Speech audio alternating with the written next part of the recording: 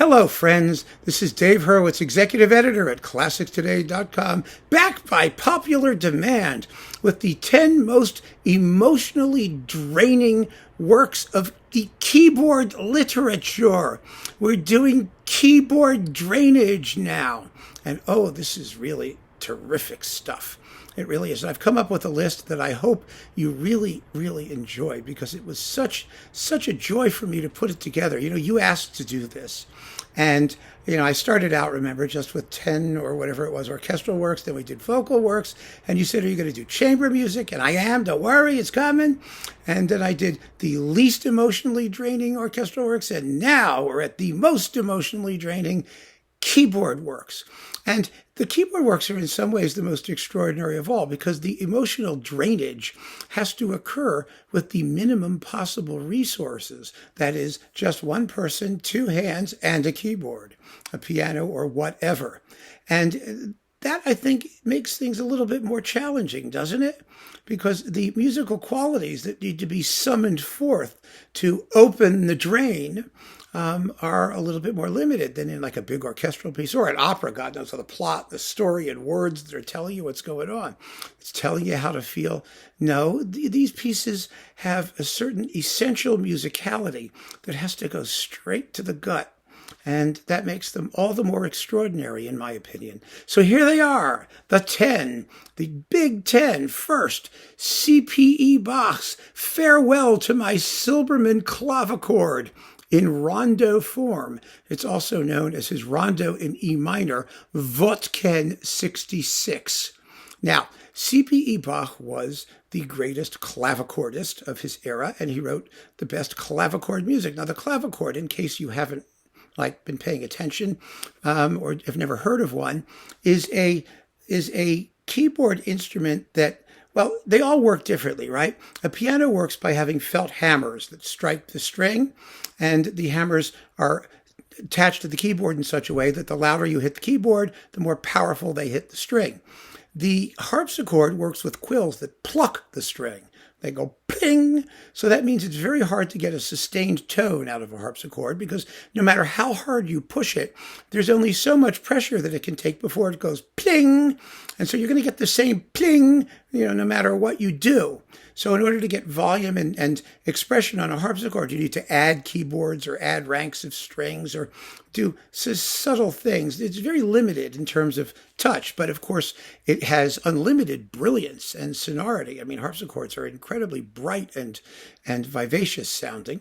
And a clavichord was, in C.P.E. Bach's day, the most intimate and expressive keyboard instrument because pianos had not necessarily been invented or were the very early stages of their career, so they hadn't taken off yet. And a clavichord has tangents. They have little bits of metal, and when you push the harpsichord, they push up against the string.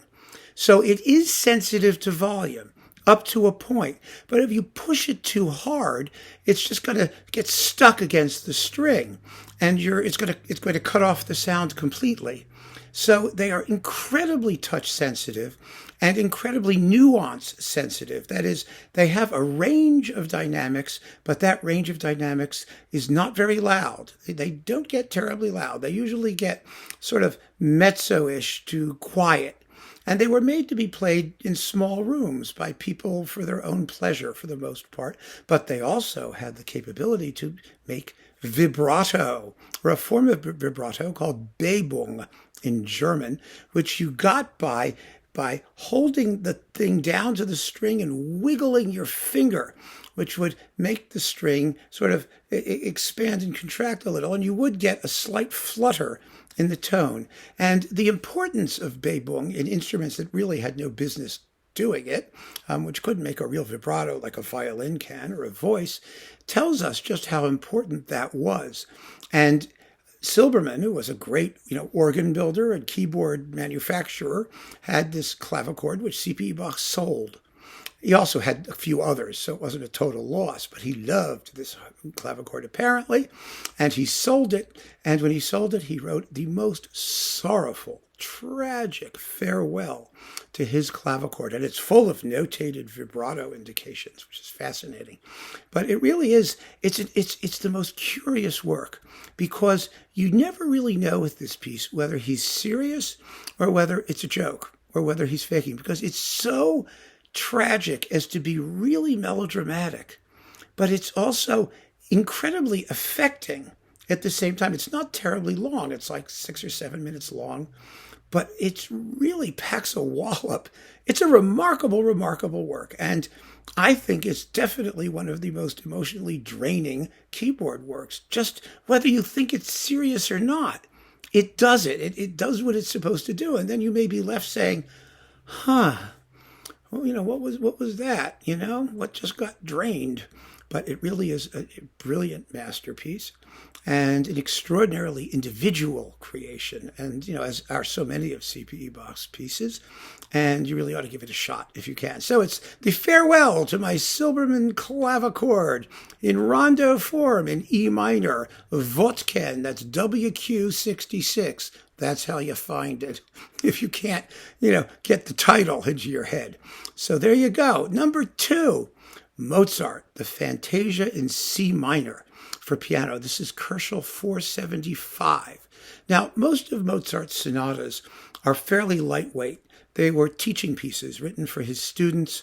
They're not terribly sophisticated, and I think they're not terribly interesting. I know, I'm going to get shot for that, because there are people who absolutely swear by every single note that he wrote, and they play them that way. They play them and just make a meal out of every single note, which just, I think, destroys their essential simplicity and innocence and charm. But the Fantasia in C minor is a really beautiful, gripping, dark, emotional piece of keyboard writing. It's an extraordinary work. And, everybody who knows Mozart's keyboard music has a very, very special place in their hearts for this particular work. It's extraordinary. And so we'll just leave it at that, and I will let you listen to it. Next, oh, by the way, I just want to say something. I've gotten a lot of comments on these things with people screaming and yelling and jumping up and down and saying, how could Mahler this be number 3 in your list? And how could this one be number 7 when it's the greatest thing in the world and everything else is trash next to it and all that? Listen, folks, these are not in any particular order. Even my last choice, it's not the best, it's not the most, it's nothing like that. These are all in whatever order I felt like writing them in, and nothing is any better than anything else. That's my point of view. Now, you may have other feelings about that, which is fine. You can have whatever feelings you want, but don't get on my case because I put one as number 3 instead of number 6. I mean, life is just too short for that foolishness, don't you think?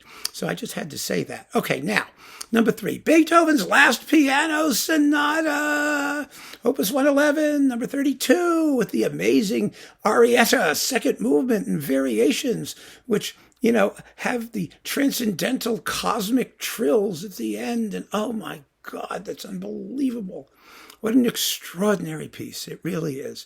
I remember seeing, there's a YouTube video of Claudio Arrau doing it. His hands are just floating over the keyboard as he gets to the cosmic trills at the end. And it's mesmerizing. What an amazing piece of music. I mean, words fail, so I'm not going to give you any more words. They just fail. But the music sure as hell doesn't. Oh my goodness. What an emotional roller coaster this piece is. It's a last sonata. What was there to say after that? I haven't a clue.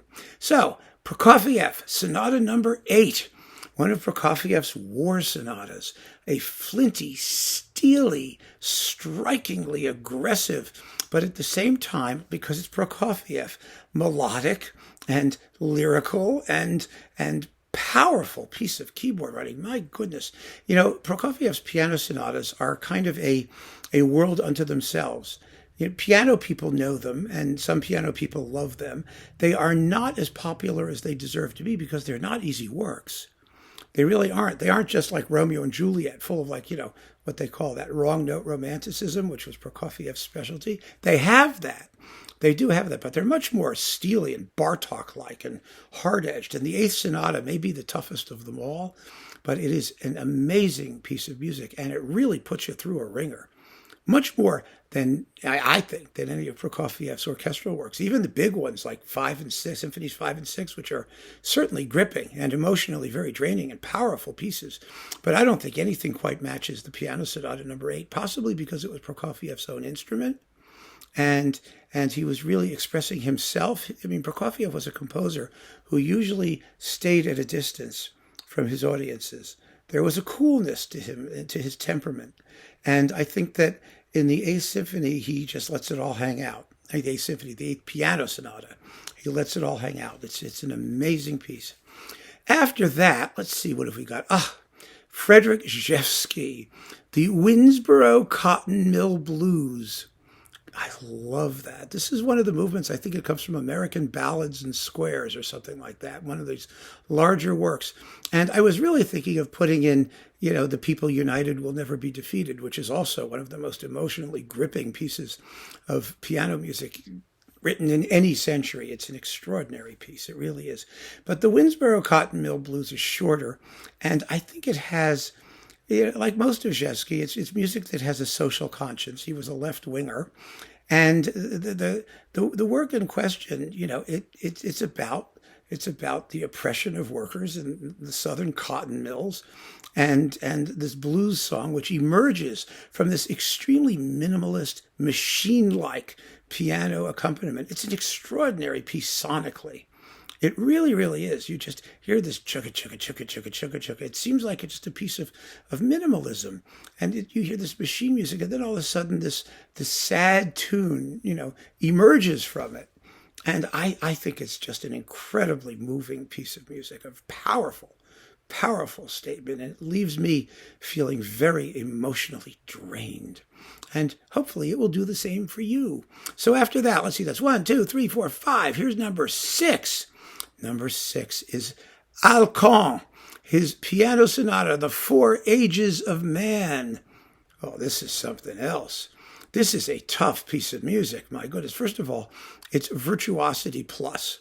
It begins with a scherzo and then has a huge sonata and allegro called Quasi-Faust, and then has a scene of domestic felicity, a Andante that's very lyrical and pretty, and then old age. See, it begins with youth and then maturity and like domesticity and family life and then old age. It's called Prometheus Chained.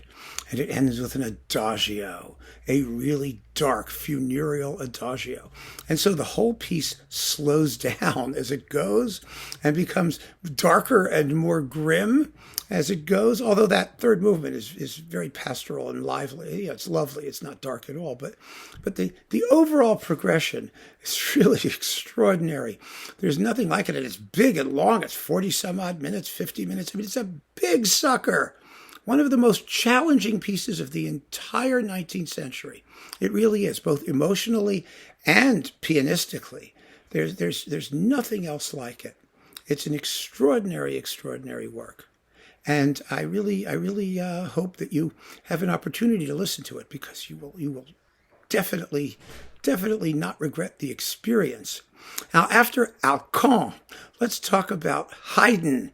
You think Haydn didn't write gripping piano music, emotionally draining piano music? The Andante with variations in F minor, which Haydn at one point called a sonata, at one point un piccolo divertimento, a little diverting thing. This is a dark piece of music. It is the model for another work we will be talking about momentarily, but it is a series of variations in alternating major and minor based on the same tune with a coda, and that coda is extraordinary.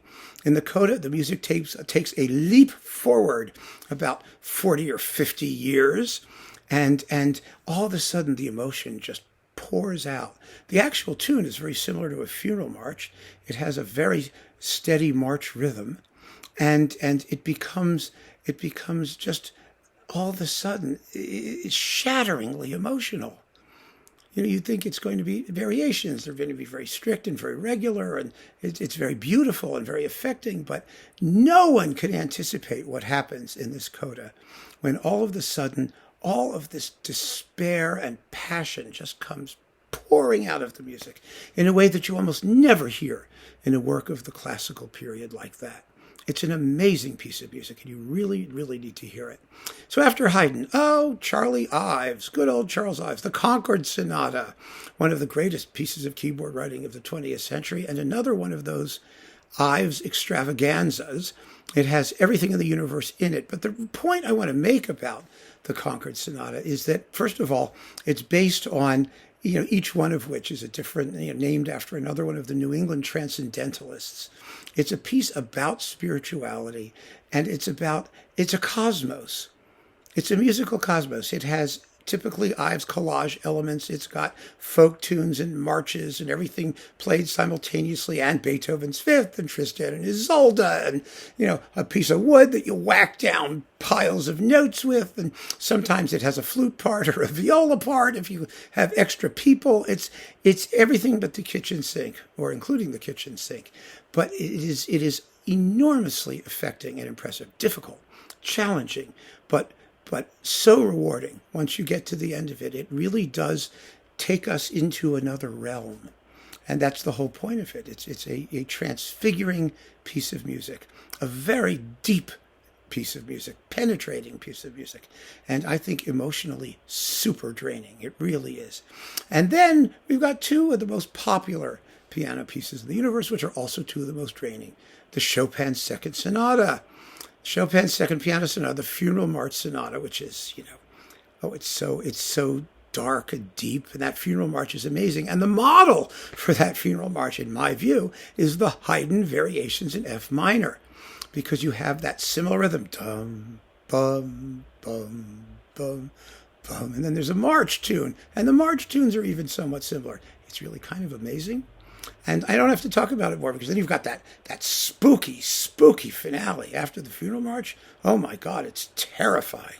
The piece is gripping beyond belief, and its popularity, in a way, attests to the emotional influence that it has on people. The impact that it has is extraordinary. However, my last, but certainly not least choice, is got to be Schubert's Last Piano Sonata. Yes, D960. Schubert's Final Piano Sonata. Just remember Deutsch 960. That's the number.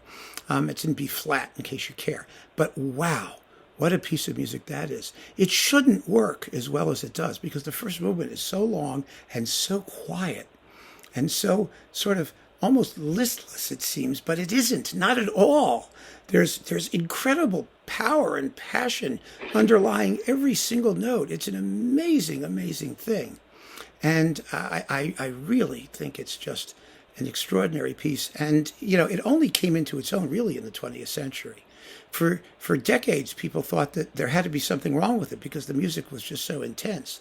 It was so single-minded and so etherealized, so completely unlike what we expect your typical virtuoso piano sonata to be. And, it was when, pianists like Richter got their hands on it and played it more slowly than anyone had any right to, that people began to think, wait a minute, there's something really unusual going on here. And so that Schubert Sonata is really going to be my choice for the 10th, not the most draining, the ultimate in drainage. It doesn't have to be. It's one of them, one of the great pieces of piano drainage in the history of mankind. So I hope you've enjoyed these 10 most draining keyboard works. Keep on listening, friends. I'm interested to hear your choices, too. Take care.